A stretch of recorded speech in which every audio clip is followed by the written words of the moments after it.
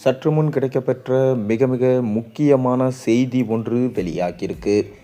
5,00,000 கோடி ஊழல், மொத்த திமுக குடும்பத்தையும் தூக்கும் சிஎம் விஜய். முதல்வர் விஜய் சட்டசபையில் மக்கள் பணத்திலிருந்து நான் ஒரு பைசா கூட தொடமாட்டேன், தொடவும் விடமாட்டேன், இதற்கு முன்னால் தொட்டவர்களையும் விடமாட்டேன் என பேசியது. இதற்கு முன்னாடி கடந்த கால ஆட்சியில் மக்கள் பணத்தை தொட்டவர்களை தட்டி தூக்க தயாராயிட்டாரு முதல்வர் விஜய் என்பதை எளிதாக நம்மளால் சொல்ல முடியும். குறிப்பாக முதல்வர் பேசிய பேச்சில் பார்ட்டி ஃபண்ட் என்கின்ற ஒரு வார்த்தையை ஒட்டுமொத்த திமுக கூடாரத்தையே கதிகலங்க வச்சிருக்கான்.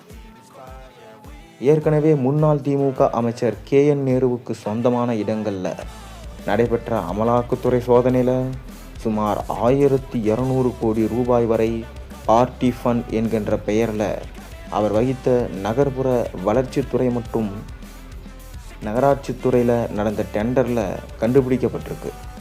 அமலாக்கத்துறை இதை வெளிப்படையாக சொல்லிட்டாங்க. மேலும் கடந்த திமுக ஆட்சியில் டாஸ்மார்க் மூலம் பல ஆயிரம் கோடி ஊழல் நடைபெற்று வருவதா அப்போதைய நிதியமைச்சர் PTR பழனிவேல் தியாகராஜன் பேசிய ஆடியோ மிகப்பெரிய பரபரப்பை ஏற்படுத்தியிருந்தது. இந்நிலையில் தான் கடந்த ஆட்சியில் மட்டுமே சுமார் 5,00,000 கோடி ரூபாய் வரை ஊழல் நடைபெற்றிருக்கு. அதில் சுமார் 20% வரை பார்ட்டி ஃபண்ட் என்ற பெயரில் திமுக முதல் குடும்பத்திற்கு, அதாவது கோபாலபுரம் இல்லத்திற்கு சென்று இருக்கு என்கின்ற குற்றச்சாட்டும் அரசியல் வட்டாரத்தில் இருந்து தான் வருது. மேலும் அந்த பார்ட்டி ஃபண்ட் என வசூலிக்கும் பணம் திமுகவோட கோபாலபுர இல்லத்தினருக்கு வெளிநாடுகளில் முதலீடு செய்துள்ளதாகவும் அரசியல் வட்டாரத்தில் தற்போது கருத்துக்களை தெரிவிச்சுட்டு வராங்க.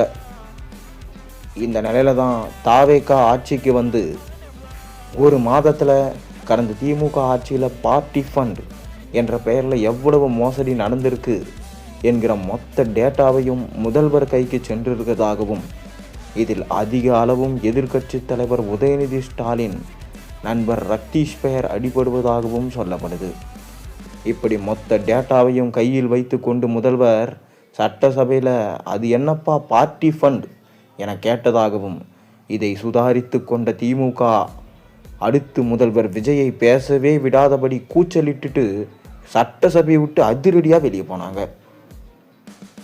இது மட்டும் இல்லாமல் கடந்த கால ஆட்சியில் அமைச்சர்களுக்கு பீவேவா இருந்தவர்கள் சொத்துக்கள் மட்டுமே பல ஆயிரம் கோடி இருக்குது என்கின்ற தகவலும் முதல்வர் விஜய் கவனத்திற்கு சென்றிருக்கு.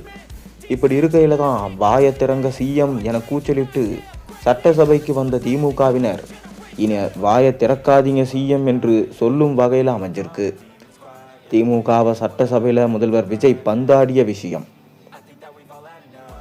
இந்த நிலையில் தற்போது சில நெடுஞ்சாலை துறையின் கான்ட்ராக்டராக இருந்த தாவேக அரசு நிறுத்தி வைத்திருப்பதாகவும், இதற்கு முக்கிய காரணம் அடுத்து மீண்டும் தாங்கள் ஆட்சிக்கு வர இருக்கிறோம் என நடந்து முடிந்த சட்டசபை தேர்தலுக்கு முன்பு தேர்தல் செலவுக்காக திமுக தரப்புல பல கோடி வாங்கியதாக சொல்லப்படுது.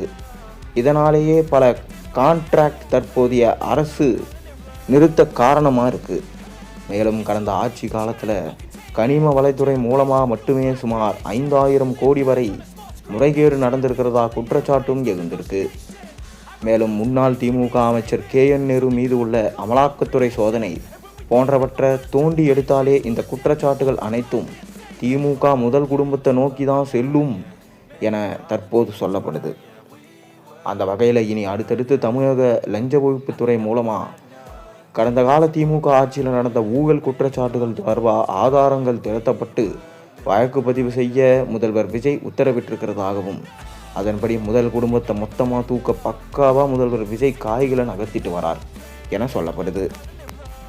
அதன் ஒரு பகுதியாக தான் முன்னாள் நெடுஞ்சாலைத்துறை அமைச்சர் ஏவாவேலுவுக்கு எதிராக லஞ்ச ஒழிப்புத்துறை எடுத்து வரும் அதிரடி நடவடிக்கைகள் தமிழக அரசியல் களத்தில் பெரும் சூறாவளியை கிளப்பியிருக்கு. குறிப்பாக வார இறுதி விடுமுறை நாட்களை கணக்கிட்டு ஏவாவேலுவை உடனடியாக கைது செய்ய உத்தரவிட்டிருக்காராம் விஜய். இந்த தகவல்கள் திமுக வட்டாரத்தை ரொம்பவே உலுக்கியிருக்கு.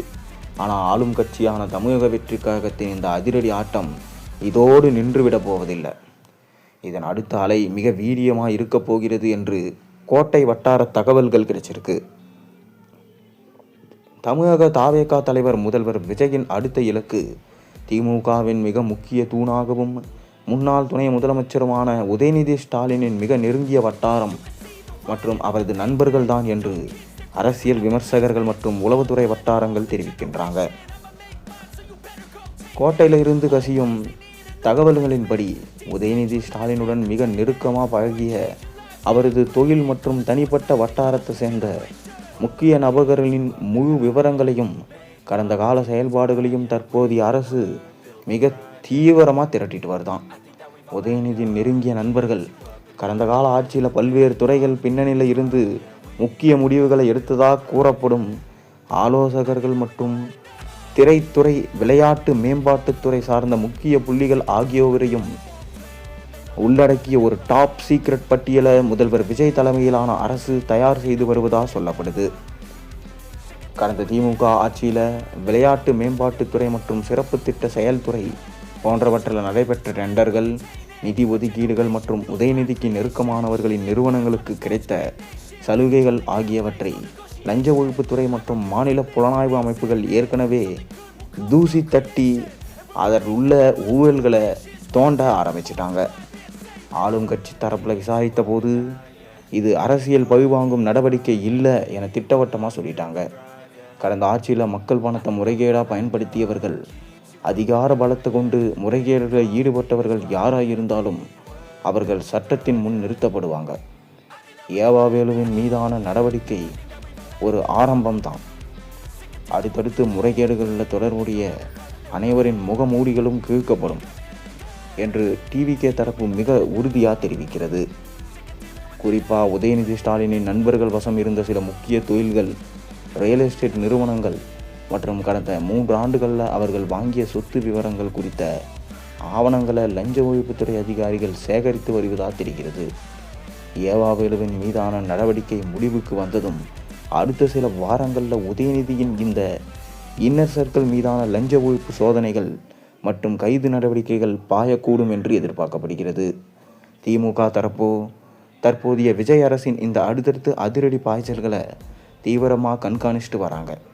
ஏற்கனவே ஏவாவேலு விவகாரத்தில் மு.க. ஸ்டாலின் தனது கடுமையான எதிர்ப்பை பதிவு செய்து சட்ட ரீதியாக சந்திப்போம் என்று சவால் விடுத்தார். தற்போது உதயநிதி ஸ்டாலினின் நெருங்கிய நண்பர்களை குறிவைத்து நகர்வுகள் நடப்பதை உணர்ந்துள்ள திமுக தலைமை தனது சட்டக்குழுவை உஷார்படுத்தியிருக்காங்க. அரசியல் ரீதியாக புதிய அரசு பொறுப்பேற்ற பிறகு திமுகவின் 2ஆம் கட்ட தலைவர்கள் மீது லஞ்ச ஒழிப்புத்துறையின் பிடி இறுகுவது வரும் காலங்களில் தமிழக அரசியலில் முன்னெப்போதும் இல்லாத அளவிலான ஒரு மிக பெரும் மோதல் போக்கை உருவாக்கும் என்பதில் எந்த விதமான சந்தேகமே இல்லை. இதனால் திமுகவின் ஒட்டுமொத்தமான கோபாலபுர இல்லமும் சரிய போகிறது என்பது மட்டும் நமக்கு தெளிவாக தெரிகிறது. நீங்கள் என்ன நினைக்கிறீங்க? உங்கள் கருத்துக்களை மறக்காமல் கீழே கமெண்ட் வாயிலாக தெரிவியுங்க.